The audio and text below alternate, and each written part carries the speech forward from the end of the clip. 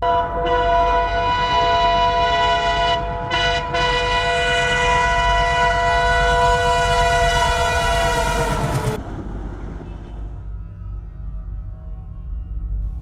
स्वागत है एक बार फिर से मेरे YouTube चैनल सुनो कहानी हॉरर के एक नए एपिसोड में। मेरा नाम है वीरेन और आज मैं आपको फ्रीमैन विल्सक्रॉफ्ट्स की एक बेहद ही दिलचस्प सस्पेंस थ्रिलर कहानी सुनाने वाला हूँ। कहानी को अंत तक जरूर सुनिएगा।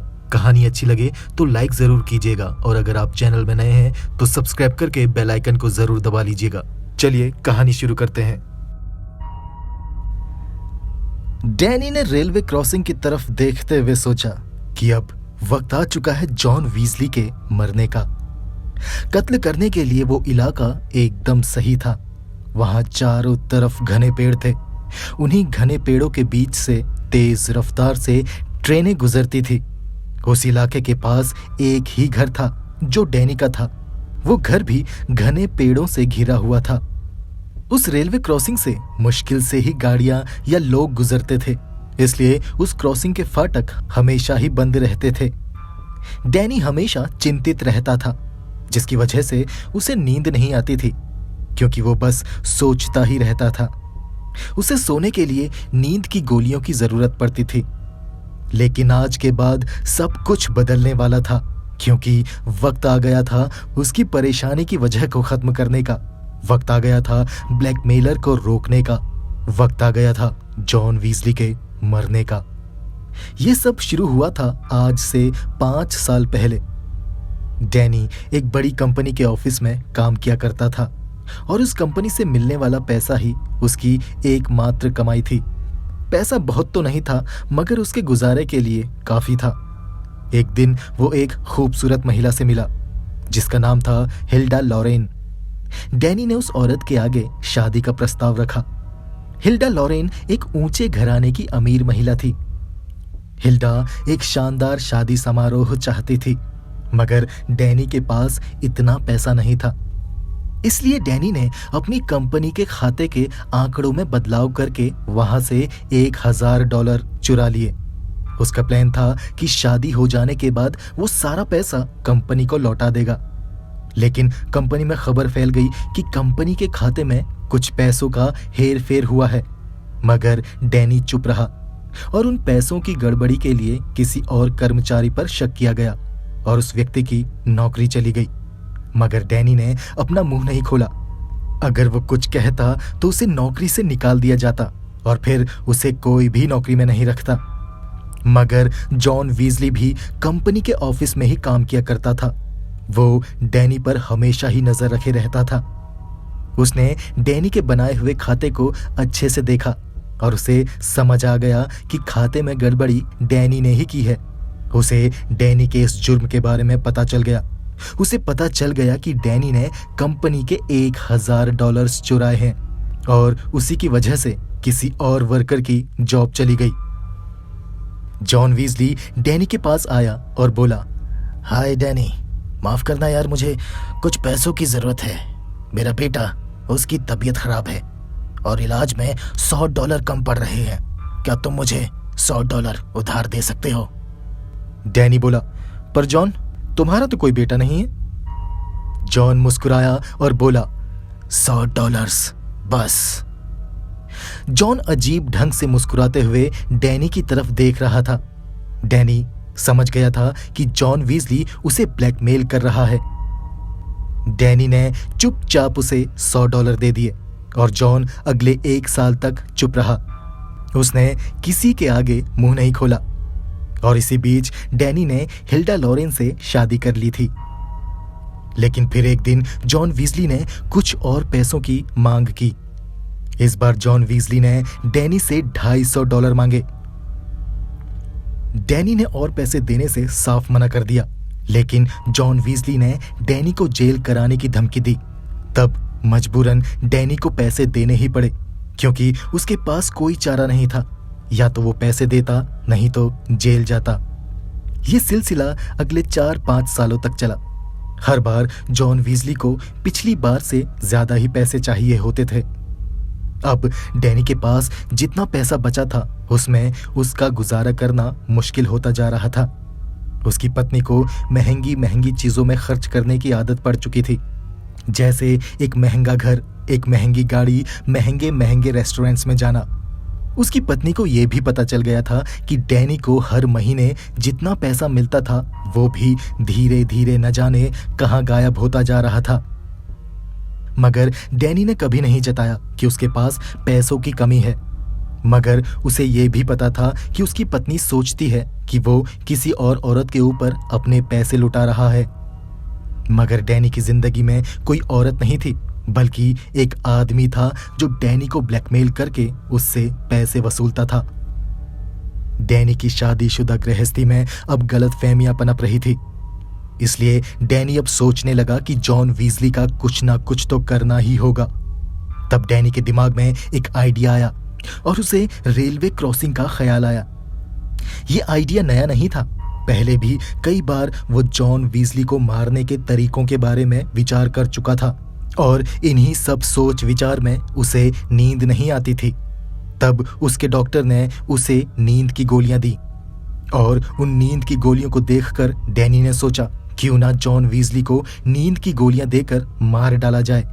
लेकिन फिर उसके मन में रेलवे क्रॉसिंग का ख्याल आया। हालांकि वो बहुत डरा हुआ था, मगर अपनी मुसीबत से बाहर निकलने के लिए उसके पास जॉन वीजली का कत्ल करने के अलावा कोई दूसरा चारा नहीं था। एक दिन ऑफिस में जॉन वीजली डैनी के केबिन में आया और डैनी से बोला, मुझे $500 चाहिए मिस्टर डैनी। डैनी मुस्कुराते हुए बोला, $500? 5,000 क्यों नहीं मांग लेते? मेरा घर, मेरी बीवी सब मांग लो। अब तुम्हें कुछ नहीं मिलने वाला जॉन। जॉन वीजली ने भौवें सिकोड़ते हुए कहा, डैनी, $500 दोबारा कहने की जरूरत नहीं पड़नी चाहिए। बस तभी डैनी ने फैसला कर लिया कि अब जॉन वीजली का कत्ल करना ही है।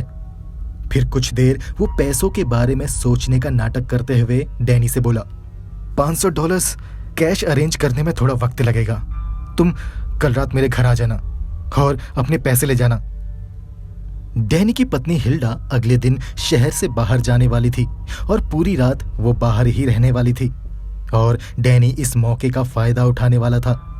डैनी ने जॉन वीजली से कहा, कल शाम आते वक्त वो पेपर्स ले आना जो तुम चाहते हो कि मैं देखूं। जॉन वीजली बोला, ठीक है। अगली शाम डैनी ने अपनी जेब में $200 रखे और विस्की की एक बोतल में उसने अपनी नींद की गोलियां मिला दी। उस बोतल में 2 गिलासों के लिए काफी विस्की थी और उस बोतल के बगल में एक पूरी भरी हुई बोतल भी रखी हुई थी। फिर उसने दरवाजे के बगल में टंगे हुए अपने ओवरकोट की जेब में एक लोहे का हथौड़ा रखा और फिर उसने टेबल में रखी एक घड़ी को उठाया और उसकी सुइयों को 10 मिनट आगे कर दिया। डैनी जानता था कि जॉन वीजली एक शातिर आदमी है, इसलिए उसे और ज्यादा सावधान रहना होगा। ऑफिस के बाकी लोगों को डैनी और जॉन वीजली के बारे में शक था कि उन दोनों के बीच में कोई तो राज है, ऐसा राज जिसे डैनी कभी नहीं चाहेगा कि किसी और को पता चले। अगर जॉन वीजली मरा तो सबको यही लगेगा कि डैनी ने ही उसे मारा है, इसलिए डैनी को जॉन वीजली का कत्ल नहीं बल्कि एक्सीडेंट की तरह दिखाना होगा। अगर सब प्लान के मुताबिक हुआ तो पुलिस को यही लगेगा कि जॉन वीजली की मौत के वक्त डैनी अपने घर पर था। डैनी चुपचाप अपनी कुर्सी पर बैठकर जॉन वीजली का इंतजार करने लगा और सोचने लगा कि वो कैसे अपने मंसूबों को अंजाम देगा। उसके दिमाग में चित्र चलने लगे। उसे दिखाई देने लगा कि वो लोहे का हथौड़ा लिए जॉन वीजली के ऊपर खड़ा है और एक वार में उसने जॉन वीजली का सिर तोड़कर जमीन में बिखेर दिया। उसके सामने जॉन वीजली की लाश पड़ी है और उस लाश की आंखें डैनी को ही घूर रही है। डैनी जिधर जाता वो आंखें उसका पीछा करती। डैनी के दिमाग में ये भयानक दृश्य चल रहा था। उसने अपने सिर को झटका और खुद को शांत किया और खुद से बोला, बस यही एक आखिरी रास्ता है डैनी, अपनी मुश्किलों से बाहर निकलने का। मौके का फायदा उठाओ और आज मार डालो जॉन वीजली को। उसकी मौत के बाद सब ठीक हो जाएगा। कुछ आधे घंटे के बाद डैनी के घर के दरवाजे की घंटी बजी। जेन ने दरवाजा खोला। जेन डैनी की हाउस सर्वेंट थी। जेन जॉन वीजली को डैनी के स्टडी रूम में लेकर आई। जॉन वीजली को देखकर डैनी उसके स्वागत में मुस्कुराते हुए खड़ा उठा और बोला, वेलकम जॉन, वेलकम। क्या तुम वो सारे पेपर्स लेकर आए हो जो मैंने कहा था? जेन वहां से चली गई। उसके जाने के बाद डैनी और जॉन एक दूजे की आंखों में बस घूरते रहे। डैनी बोला, लाओ वो पेपर्स मुझे दे दो, मैं एक बार उन्हें देख लूं। और कुछ 5 मिनट तक वो उन पेपर्स को पढ़ता रहा और फिर उसने वो पेपर्स टेबल में रख दिए और खड़ा होते हुए बोला, तो चलो अब डील के बारे में बात करें, पर क्यों ना उससे पहले एक एक ड्रिंक हो जाए। जॉन वीजली बोला, नो थैंक्स डैनी। वो थोड़ा घबराया हुआ सा था। डैनी ने जॉन वीजली से कहा, आखिर तुम घबरा क्यों रहे हो जॉन? उसने जॉन वीजली को विस्की की एक खुली हुई बोतल दी और 2 गिलास देते हुए कहा, जॉन हम दोनों एक ही तो विस्की पी रहे हैं, अगर तुम चाहो तो खुद ही इन दोनों गिलासों में विस्की सर्व कर दो। कुछ पल सोचकर जॉन वीजली ने दोनों गिलासों में विस्की डाली और एक गिलास डैनी की तरफ करते हुए बोला, ये लो पियो इसे। डैनी मुस्कुराया और एक घूंट में गिलास खाली कर दिया। उसके बाद जॉन वीजली ने भी गिलास होंठ से लगाया और आंख बंद करके अपनी विस्की एक घूंट में निगल ली। डैनी जानता था कि जॉन जब भी विस्की पीता है तो उसकी आंखें बंद हो जाती हैं, क्योंकि उसको विस्की की गंध और टेस्ट पसंद नहीं था। इसलिए डैनी ने विस्की की ही बोतल रखी थी। जिस वक्त जॉन अपना गिलास खाली कर रहा था, उसी वक्त डैनी ने झट से अपने मुंह में भरी हुई विस्की को वापस गिलास में डालकर जमीन में फेंक दिया। अब डैनी इंतजार कर रहा था कि जॉन वीजली को नींद आने लगे। डैनी बोला, जॉन अभी मेरे पास सिर्फ इतना ही है। और इतना बोल के उसने अपनी जेब से $200 निकाल के जॉन वीजली के सामने रख दिए। जॉन वीजली ने नोट गिने और फिर गुस्से में बोला, सिर्फ $200? मजाक है क्या? मैंने 500 कहे थे डैनी।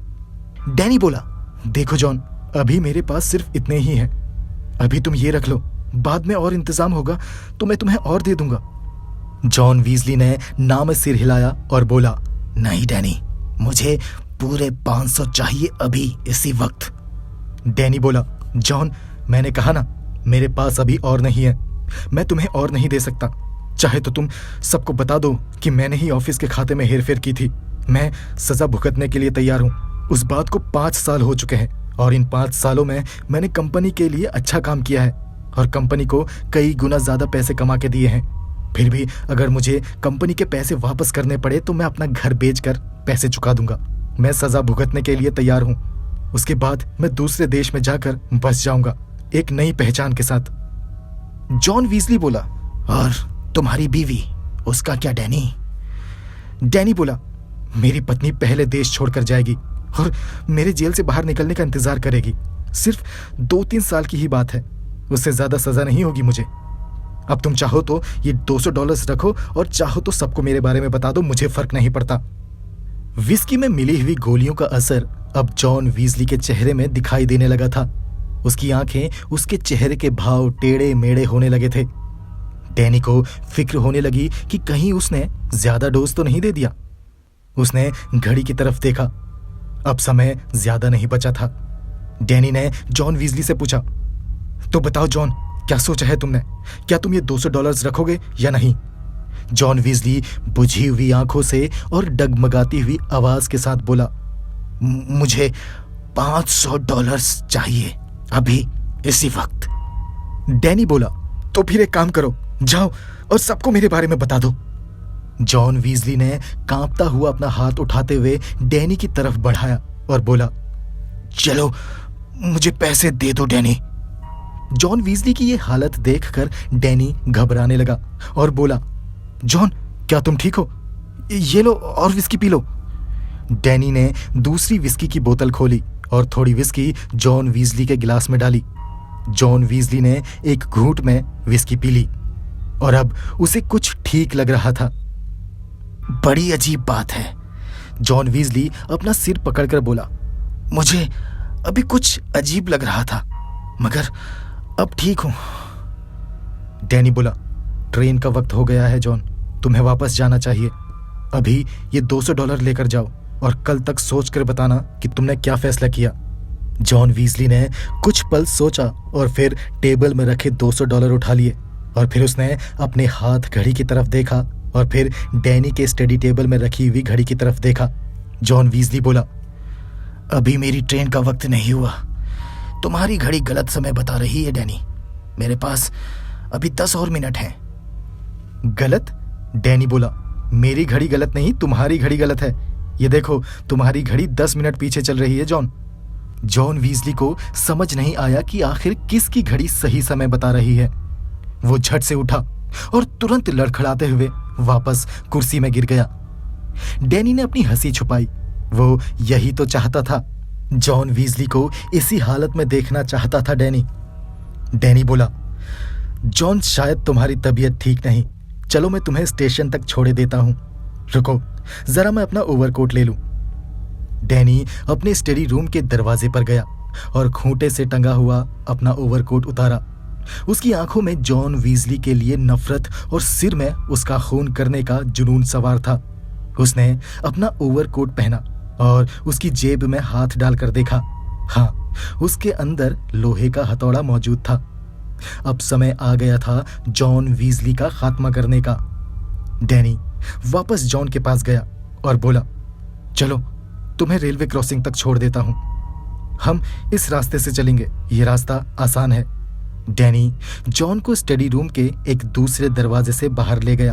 वो दरवाजा पीछे गार्डन में खुलता था और फिर वो वापस कमरे में गया और उसने अपने मेन डोर को धीमे से खोला और जोर से बंद किया और चीखा, ओके गुड नाइट, ताकि उसकी हाउसमेट को लगे कि जॉन वीजली चला गया है और डैनी अपने कमरे में ही है। फिर वो स्टडी रूम के दूसरे दरवाजे से गार्डन में गया जहां जॉन वीजली खड़ा इंतजार कर रहा था। डैनी ने बाहर से दरवाजा धीमे से बंद किया और वो दरवाजा अंदर से अपने आप लॉक हो गया। डैनी का प्लान था कि जॉन वीजली का कत्ल करने के बाद वो घर वापस आकर सारे सबूत मिटा देगा। घड़ी की सुई को वापस 10 मिनट पीछे करके वो अपनी हाउसमेट को कॉफी लाने को कहेगा और कोशिश करेगा कि उसकी हाउसमेट घड़ी में बज रहे टाइम को देख ले और जब जॉन वीजली की मौत की इन्वेस्टिगेशन हो तो उसकी हाउसमेट पुलिस को यही बताए कि उस वक्त डैनी घर पर ही था। डैनी का ये प्लान एकदम सटीक था। अब डैनी और जॉन वीजली रेलवे स्टेशन की तरफ चल दिए, जो कि डैनी के घर से 8-10 मिनट की दूरी पर था। वो एक सर्द काली रात थी, बहुत अंधेरा था। डैनी अंदर ही अंदर खुश हो रहा था क्योंकि जैसा उसने प्लान किया था अब तक बिल्कुल वैसा ही हो रहा था। डैनी जॉन वीजली को सहारा देते हुए रेलवे क्रॉसिंग की तरफ बढ़ा। रात में उस जगह से काफी ट्रेन्स गुजरती थी। बस उन्हीं में से एक ट्रेन डैनी के जुर्म के नामो निशान को छुपाने वाली थी, क्योंकि डैनी का प्लान था कि वो जॉन वीजली के सिर में हथौड़ा मारकर उसका सिर तोड़ेगा और फिर कोई ट्रेन आकर उसके टुकड़े कर देगी और सबको यही लगेगा कि उसका एक्सीडेंट हुआ है। धीरे धीरे वो दोनों चलते रहे। डैनी ने जॉन को सहारा दे रखा था। चारों तरफ के घने पेड़ों से टकराकर हवाएं साएं साएं कर रही थी। दूर कहीं पर एक कुत्ता भौंक रहा था।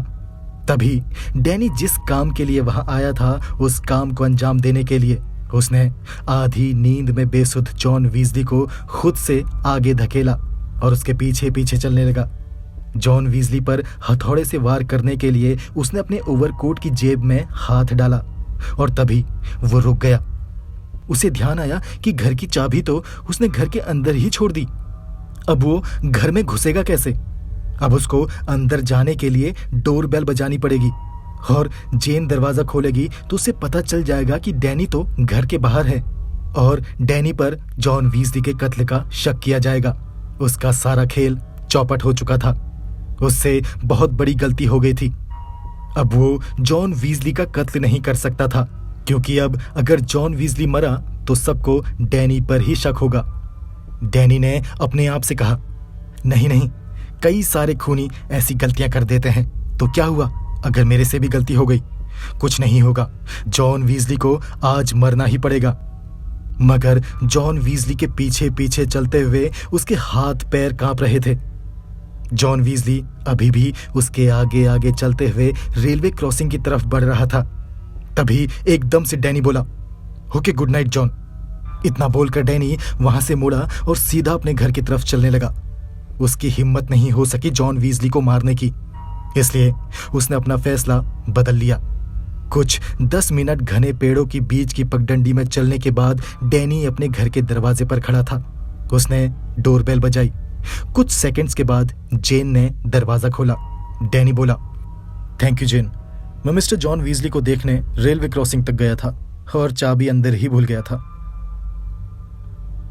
और फिर कपड़े उतार कर डैनी अपने बेड पर गया। वो खुश था।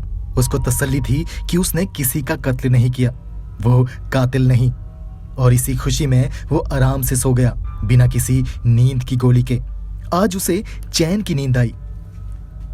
अगले दिन जब वो डाइनिंग टेबल पर बैठा नाश्ता कर रहा था, तब उसने फैसला किया कि वो खुद ही अपनी कंपनी को एक पत्र लिख के बता देगा कि उसने कंपनी के $1000 चुराए थे। वो अपनी जुर्म की सजा भुगतने के लिए तैयार था। उसके बाद कम से कम वो चैन की जिंदगी बिता सकता था। अभी तक तो ये सब आसान लग रहा था, मगर तभी जेन अंदर आई और डैनी से बोली, सर, आपने खबर सुनी? Mister John Weasley. डैनी ने कहा, क्या हुआ जॉन वीजली को? जेन बोली, कल रात रेलवे क्रॉसिंग में एक ट्रेन की चपेट में आने से उनकी मौत हो गई। रेलवे लाइन में काम करने वाले एक आदमी ने आज सुबह पटरियों में उनकी कटी हुई लाश देखी। यह खबर सुनकर डैनी के चेहरे से रंग उड़ने लगा। जेन सामने खड़ी उसके चेहरे के भावों को पढ़ने की कोशिश कर रही थी। वो अजीब ढंग से डैनी को देख रही थी। डैनी ने जेन की तरफ देखा। अब वो सोच रहा था कि जेन उसे ऐसे क्यों देख रही है, कहीं वो उस पर तो शक नहीं कर रही। वो झट से बोला, क्या जॉन वीजली मर गया? ओह माय गॉड, मैं जाकर देख के आता हूं। डैनी तुरंत रेलवे स्टेशन गया। जॉन वीजली की लाश एक कमरे में रखी हुई थी। उसके बाहर एक पुलिस वाला खड़ा था। डैनी ने पुलिस वाले से पूछा, क्या हुआ, ये कैसे मरा? पुलिस वाला बोला, ट्रेन की चपेट में आने से उनकी मौत हुई है। क्या आप इस आदमी को जानते हैं मिस्टर? डैनी बोला, हाँ, ये मेरे ऑफिस में काम करता था और कल ये किसी बिजनेस को डिस्कस करने मेरे ही घर आया था। शायद जब ये वापस घर जा रहा था तब इसका एक्सीडेंट हुआ। हे भगवान। पुलिस वाला बोला, बड़े दुख की बात है मिस्टर, एक्सीडेंट्स तो होते ही रहते हैं। डैनी बोला, हाँ सही कहा आपने, पर काश इसने शराब नहीं पी होती और मुझे इसे छोड़ने स्टेशन तक आना चाहिए था। पुलिस वाला भौवें सिकोड़ते हुए डैनी से बोला, तो क्या आप इसे यहां स्टेशन तक छोड़ने नहीं आए थे? डैनी बोला, नहीं, बिल्कुल नहीं। रात की ठंडी हवा से इसका नशा थोड़ा कम हुआ तो मैं रेलवे क्रॉसिंग से पहले ही वापस लौट गया था। मुझे लगा ये वहां से चला जाएगा। पुलिस वाले ने कुछ नहीं कहा। वो बस डैनी को घूरता रहा, मानो जैसे वो डैनी के चेहरे के भावों को पकड़ने की कोशिश कर रहा हो। डैनी बोला, ओके सर, अब मैं चलता हूं, ऑफिस का वक्त हो गया है। डैनी वहां से घर वापस आ गया और फिर वो दफ्तर के लिए निकल गया। दिन में 2 पुलिस वाले डैनी के ऑफिस में आए। उन्हें देखकर डैनी ने सोचा, कहीं जेन ने इन्हें कुछ बताया तो नहीं। पुलिस वालों ने डैनी से सवाल पूछे। डैनी ने कहा, मैंने बताया ना कि मैं रेलवे क्रॉसिंग से ही लौट गया था। उसके बाद क्या हुआ, जॉन कैसे मरा, मैं कुछ नहीं जानता। पुलिस वालों ने डैनी का बयान नोट किया और फिर वो वहां से चले गए। अगले दिन डैनी के दफ्तर में वो पुलिस वाले फिर आए और डैनी से कुछ सवालों के जवाब मांगे, जिनका जवाब डैनी के पास नहीं था। वो ये कि विस्की की खाली बोतल में नींद की दवा के पार्टिकल्स क्यों थे, स्टडी टेबल में रखी घड़ी की सुई 10 मिनट आगे क्यों थी और उसके ओवरकोट की जेब में हथौड़ा क्यों रखा हुआ था, और वो पेपर्स जो जॉन वीजली की हैंडराइटिंग में थे, जिनमें लिखा था कि कंपनी में $100 का हेर फेर करने वाला और कोई नहीं, डैनी है, डैनी चोर है। और डैनी की बैंक अकाउंट बुक में दर्ज डिटेल्स के अनुसार बैंक से निकाले गए पैसे कुछ दिनों बाद जॉन वीजली के अकाउंट में कैसे आ रहे थे, वही सेम अमाउंट जो डैनी की बैंक अकाउंट बुक में दर्ज थे, वही सेम अमाउंट जॉन वीजली के अकाउंट बुक में दर्ज थे। ऐसा कैसे? और आखिर में जॉन वीजली की मौत का वक्त था 10:30, क्योंकि जॉन वीजली का खून उस ट्रेन में लगा हुआ था जो 10:30 में उस रेलवे क्रॉसिंग से गुजरती थी। और आपकी हाउस सर्वेंट ने बताया कि आप 10:40 पर अपने घर के दरवाजे के बाहर खड़े थे। रेलवे क्रॉसिंग से आपके घर की दूरी 10 मिनट ही है ना मिस्टर डैनी? सारे सबूत आपके खिलाफ हैं। अब आप खुद बताएं कि हकीकत क्या है। डैनी अब हार चुका था। उसने कुछ पल सोचा और फिर उसने पुलिस को एक एक बात सच सच बता दी। डैनी को अरेस्ट कर लिया गया और उसे मौत की सजा हुई। डैनी ने जॉन वीजली का कत्ल तो नहीं किया, मगर कत्ल की साजिश उसी ने रची थी और उसी साजिश की वजह से उसकी मौत हुई है। इसलिए कत्ल ना करके भी वो कातिल सिद्ध हो गया। तो दोस्तों, कैसी लगी आपको ये कहानी? अगर ये कहानी आपको अच्छी लगी तो इसको लाइक करें। चैनल सब्सक्राइब नहीं किया तो सब्सक्राइब कर लें। मेरे चैनल में कई और दिलचस्प कहानियां हैं, उन्हें भी जरूर सुनें। मुझे पूरा यकीन है कि आपको मेरी कहानियां जरूर पसंद आएंगी। इस कहानी को और मुझे यहाँ तक सुनने के लिए आपका धन्यवाद।